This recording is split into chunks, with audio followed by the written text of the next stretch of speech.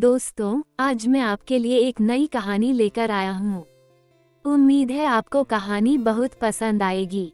मेरा बेटा मेरे ही बेडरूम में रहता था। अचानक एक रात आधी रात को मुझे किसी लड़की के रोने जैसी आवाज सुनकर हैरानी हुई। आवाज इतनी अजीब थी जिससे मेरे मन में एक अजीब सी बेचैनी पैदा हो गई। मेरी बेटी धीरे से कह रही थी, भैया चुप रहो, माँ का घर बहुत पास है। और उनकी बातें सुनकर मुझे शक हुआ। मैंने धीरे से उनके कमरे की खिड़की से झांका और जब झांका तो मुझे लगा जैसे मेरी सांस फूल गई हो। मेरा नाम सविता है। मैं एक आम हाउसवाइफ थी। मेरी एक बेटी थी। मेरी बेटी का नाम सोनाली था और मेरा एक बेटा भी है। मेरे बेटे का नाम राजा है। सोनाली हॉस्टल में पढ़ती थी। हालांकि सोनाली ने हॉस्टल में रहकर अपनी पढ़ाई पूरी करने का फैसला किया था। मैंने कभी उसकी मर्जी पर जोर नहीं दिया। अभी सोनाली अपनी ग्रेजुएशन पूरी करके घर लौट आई है और उसी समय राजा ने भी अपनी पढ़ाई पूरी कर ली है। वे दोनों बहुत समय बाद मिले थे। कुछ ही दिनों में सोनाली और साजिद ने काम के लिए दूसरे शहर जाने का फैसला किया। वे साथ काम करते थे लेकिन अलग अलग कंपनियों में। उन्होंने तय किया कि दोनों के लिए साथ रहना सस्ता पड़ेगा। मुझे भी लगा कि दोनों का यह फैसला सही है, इसलिए मैंने उन्हें साथ रहने दिया। मैंने उन्हें काम के लिए दूसरे शहर भेज दिया, लेकिन बच्चों के जाने के बाद घर बहुत खाली खाली लगने लगा। मुझे पता था कि उनके लिए अपनी जिंदगी खुद बनाना जरूरी है। इस बीच हमारे परिवार की फाइनेंशियल हालत बहुत अच्छी नहीं थी। मेरे पति के पास बहुत कम पेंशन थी, जिससे पूरे परिवार को चलाना बहुत मुश्किल हो गया था। हमें अपने बच्चों की पढ़ाई का खर्च उठाने के लिए अपना इकलौता घर बेचना पड़ा। 1 साल बाद हमारे बच्चों की नौकरी लग गई और वे हर महीने कुछ पैसे भेजने लगे। तो मैंने उन पैसों में से कुछ पैसे घर के खर्चों में खर्च किए और बाकी बचा लिए। ऐसे ही 7 महीने बीत गए, लेकिन इस दौरान मैं एक बार भी अपने बच्चों से मिलने नहीं जा पाई।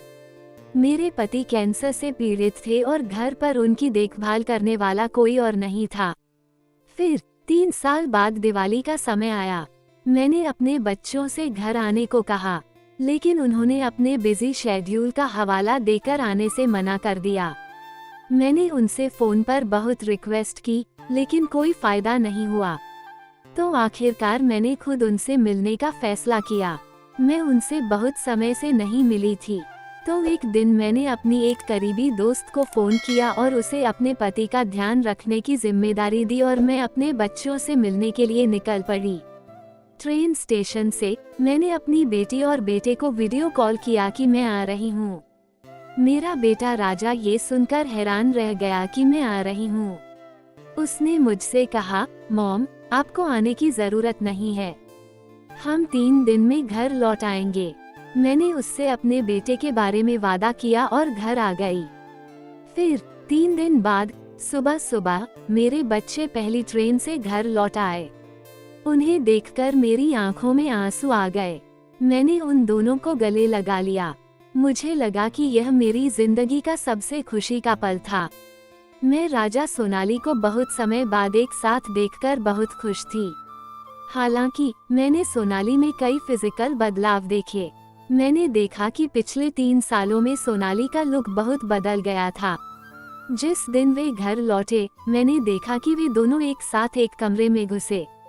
मुझे लगा कि सोनाली शायद अपना बैग रखकर उस कमरे से बाहर आ जाएगी, लेकिन 3 घंटे बाद भी वे उस कमरे से बाहर नहीं आए। फिर मैं चाय, बिस्किट और स्नैक्स लेकर उनके कमरे में गया। मैंने कहा, क्या तुम दोनों अब से इसी एक कमरे में रहोगे? घर के दूसरी तरफ एक और कमरा है, राजा तुम वहां जाओ, सोनाली को इसी कमरे में रहना चाहिए। तब राजा ने कहा, नहीं माँ, मैं सोनाली को छोड़कर दूसरे कमरे में नहीं रह सकता। हमें पिछले 3 सालों से एक ही कमरे में रहने की आदत हो गई है। हम यहाँ भी एक ही कमरे में रहेंगे। उसकी बातें सुनकर मुझे थोड़ा अजीब लगा। मैंने सोनाली की तरफ देखा और सोमे से कहा, सोनाली तुम अब जवान नहीं रही और तुम्हारा भाई भी बड़ा हो गया है। क्या एक ही कमरे में रहना ठीक है? अगर कभी तुम्हें अकेले रहने की जरूरत पड़ी तो तुम कैसे मैनेज करोगी? तब सोनाली ने जवाब दिया, मॉम, जिस शहर में हम काम करते थे वहाँ के फ्लैट का किराया बहुत ज्यादा था, इसलिए हम पिछले 3 साल से एक ही कमरे में रह रहे हैं। जब हम दोनों वहाँ रह सकते हैं तो यहाँ क्यों नहीं? मेरा बेटा राजा और सोनाली एक साथ एक कमरे में रहना चाहते थे। मैंने उनके फैसले पर कोई एतराज नहीं किया, इसलिए उस दिन मैं पूरे दिन घर के कामों में बिजी रही। दोपहर में मैंने राजा का पसंदीदा खाना बनाया और शाम को सोनाली का पसंदीदा खाना बनाया। यह मुझे अजीब लगा। फिर मैंने सोनाली से पूछा, तुम इतना कम क्यों खा रही हो? पहले तुम्हारी प्लेट पूरी तरह साफ रहती थी। सोनाली ने कहा, मॉम, अब मेरा टेस्ट बदल गया है। मुझे मेस के आम खाने की लगभग आदत हो गई है। खाने के बजाय लड़की खाना बनाती है। उन दोनों में ये बदलाव देखकर मुझे लगा कि बाहर रहने के अनुभव ने उन दोनों को ज्यादा जिम्मेदार और हालात के हिसाब से ढलना सिखा दिया था। हालांकि मैं देख रही थी कि मेरी बेटी और बेटा एक पल के लिए भी एक दूसरे से दूर नहीं रह सकते थे। सोनाली जहाँ भी रहती, राजा वहीं चला जाता। एक रात मेरे पति सो गए, फिर मैं उनके घर गई। हमारा और उनका कमरा अगल बगल था। मैंने सोचा कि उनसे थोड़ी देर बात कर लूं। जब मैं कमरे में अंदर गई तो देखा कि साजिद सोनाली का हाथ पकड़े बैठा है। वे मुझे देखकर एकदम चौंक गए, जैसे कुछ छिपा रहे हूँ। मैंने उस समय उन्हें कुछ नहीं बताया और बात को नजरअंदाज कर दिया। लेकिन अगली सुबह कुछ ऐसा हुआ जिससे मैं बहुत परेशान हो गई। सुबह मैं उनके कमरे में गई। मैंने देखा कि बेडशीट सूखने के लिए छोड़ी गई थी। इतनी सुबह चादरें कौन धो सकता है? हैरानी की बात नहीं थी। मैं सोनाली से पूछे बिना कमरे की तरफ चली गई। मैंने देखा कि कमरे का दरवाजा बंद था। तभी मैंने पीछे से राजा को पुकारते हुए सुना, मॉम, आपने नाश्ते में क्या बनाया? राजा दरवाजे से बाहर आया और मुझसे पूछा। मैंने उससे पूछा, तुम्हारे कमरे में इतनी सुबह चादरें किसने धोई? उन्होंने उन्हें क्यों धोया? मेरा सवाल सुनकर राजा थोड़ा अजीब लगा। राजा की नजरें बार बार सोनाली की तरफ जा रही थीं। तभी सोनाली आगे आए और बोली, मॉम, चादर पर धूल थी, इसलिए मैंने उसे धो दिया। मुझे बार बार छींक आ रही थी, इसलिए मैंने उसे सुबह धोया था। मैंने कहा, आपके आने से पहले मैंने सब कुछ साफ कर दिया था। चादर पर धूल कैसे लग सकती है? मेरा सवाल सुनकर सोनाली थोड़ी परेशान हो गई। उसके चेहरे के एक्सप्रेशन से मुझे लगा कि वह कुछ छिपा रही है। फिर राजा ने कहा, मॉम, मुझे बहुत भूख लगी है। आप चादर की बात कर रही हैं और मैं खा नहीं पा रहा हूँ। क्या आप मुझे खाना देंगी या मुझे बाहर जाकर खाने देंगी? ये सुनकर मैंने बात रोक दी और नाश्ता बनाने के लिए किचन में चली गई। बाद में अपने बिजी शेड्यूल के कारण मैं ये बात भूल गई। कुछ समय से मैंने देखा था कि मेरी बेटी और बेटे का बिहेवियर बहुत बदल गया था। सोनाली पहले मुझसे बहुत बातें करती थी, अब वो अपना ज्यादातर समय अपने कमरे में बिताती है। वह मेरे सामने नहीं रहना चाहती। शाम को डिनर के समय सोनाली की अचानक तबीयत खराब हो गई। जैसे ही उसने खाना शुरू किया, वह प्लेट को देखती रही और थोड़ी देर बाद उसे उल्टी जैसा महसूस होने लगा। वह जल्दी से बाथरूम की तरफ भागी और साजिद भी उसके पीछे पीछे गया। मैं चौंक गया। मुझे समझ नहीं आया कि अचानक क्या हुआ। मैं भी बाथरूम गया। तभी राजा सोनाली को कंधे से पकड़कर बाहर ले जा रहा था। राजा जिस तरह सोनाली को पकड़े हुए था, वह मुझे थोड़ा अजीब लगा। उसका एक हाथ सोनाली के कंधे पर और दूसरा उसकी कमर पर था। ये देखकर मेरे मन में एक अजीब सी फीलिंग आ रही थी। वे ऐसा क्यों कर रहे थे? मेरे मन में तरह तरह के सवाल आते रहे। मेरा मन अभी भी बेचैन था, लेकिन मैंने कुछ नहीं कहा। सोनाली को आराम महसूस कराने के लिए मैं खुद उसके पास गया और उसका हाथ पकड़कर कमरे में ले आया। फिर मैंने उसे पानी का गिलास दिया और पूछा, तुम्हें अचानक इतना उल्टी जैसा क्यों लग रहा है? मुझे तो खाना शुरू करने से पहले ही उल्टी जैसा महसूस हो रहा है। राजा ने सवाल का जवाब दिया, सोनाली ने घर पर तेल और सॉस वाले चिप्स खाए थे, इसलिए उसे अब ऐसा लग रहा है। सोनाली ने साजिद की बात का सपोर्ट करते हुए कहा, हाँ माँ, मैंने चिप्स खाए हैं। अब से मैं ऐसा दोबारा नहीं करूँगी। मैंने पूछा, अब कैसा लग रहा है? थोड़ा खा लो, फिर आराम करना।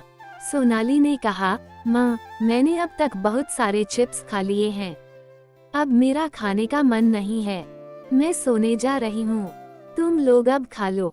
ये कहकर सोनाली अपने कमरे में चली गई। उसका बिना खाए सो जाना मुझे काफी अजीब लगा, इसलिए डिनर के बाद मैं सोनाली के लिए एक गिलास दूध लेकर गई। लगभग आधी रात हो चुकी थी। मैंने देखा कि उन दोनों ने कमरे का दरवाजा बंद कर दिया था। जैसे ही मैंने दरवाजा खटखटाया, राजा ने दरवाजा खोला। कमरे के अंदर झांककर देखा तो सोनाली सो रही थी और राजा अभी भी जाग रहा था। सोनाली को गहरी नींद में देखकर मैंने उसे दोबारा नहीं बुलाया। मेरा मन किया कि दूध छोड़कर वापस आ जाऊं, लेकिन जब मैं बाहर जा रही थी तो मेरी साड़ी का किनारा दरवाजे के खंभे में फंस गया। जब मैं उसे खोलने की कोशिश कर रही थी तो मुझे अंदर से सोनाली की आवाज सुनाई दी। वह राजा से कह रही थी, भाई, क्या मम्मी चली गईं? सोनाली की बातों से साफ था कि वह सोने का नाटक कर रही थी। ये सुनकर मैंने फिर से दरवाजा खटखटाया। राजा ने दरवाजा खोला और पूछा, मम्मी, फिर क्या हुआ? मैंने सीधे पूछा, तुम दोनों के बीच क्या चल रहा है? सोनाली सोने का नाटक क्यों कर रही थी? फिर सोनाली उठी और बोली, मम्मी, मुझे लगा तुम कुछ खाने के लिए लाई हो। मेरा खाना नहीं था, इसलिए मैं सोने का नाटक कर रही थी। उनके बर्ताव से मेरा शक और बढ़ गया। मैंने राजा से कहा, आज रात तुम अपने पापा के साथ हमारे कमरे में सो जाओ। मैं सोनाली के साथ रहूंगी। ये सुनकर राजा ने कहा, मम्मी, मैं ये कमरा नहीं छोड़ सकता। और सोनाली ने भी कहा, मम्मी, मैं अपने भाई के साथ रहूंगी। मैं उसके बिना सो नहीं सकती। वे दोनों मेरी बात बिल्कुल भी सुनना नहीं चाहते थे। आखिर में मैंने कहा, ठीक है, तुम इसी कमरे में रह सकती हो, लेकिन आज से दरवाजा बंद मत करना। उन्होंने मेरी बात मान ली। अगली सुबह मेरी बड़ी बहन घर आई। उसके आने से सब खुश थे। बहन ने कहा, मैं खास तौर पर तुम्हारे साथ समय बिताने आई हूँ। बातचीत के बीच में बहन ने सोनाली की शादी की बात छेड़ दी और कहा, हमारी सोनाली अब शादी के लिए तैयार है। मेरी बड़ी बहन ने कहा, सोनाली अब बड़ी हो गई है, उसे अब अपनी शादी के बारे में सोचना चाहिए। बातें करते करते उसने अपने साथ लाए लड़कों की कुछ तस्वीरें निकाली। जब दीदी ने तस्वीरें सोनाली को दी तो राजा ने झट से तस्वीरें अपने हाथों में ले ली। उसके बाद कहानी यहीं खत्म होती है। दोस्तों, आपको ये कहानी कैसी लगी हमें कमेंट्स में जरूर बताएं। और अगर आप इस चैनल पर पहली बार आए हैं तो चैनल को सब्सक्राइब करना न भूलें। ऐसी ही मजेदार कहानियाँ सुनने के लिए यहीं बने रहें। अभी के लिए बाय। जल्द ही मिलते हैं एक नई कहानी के साथ।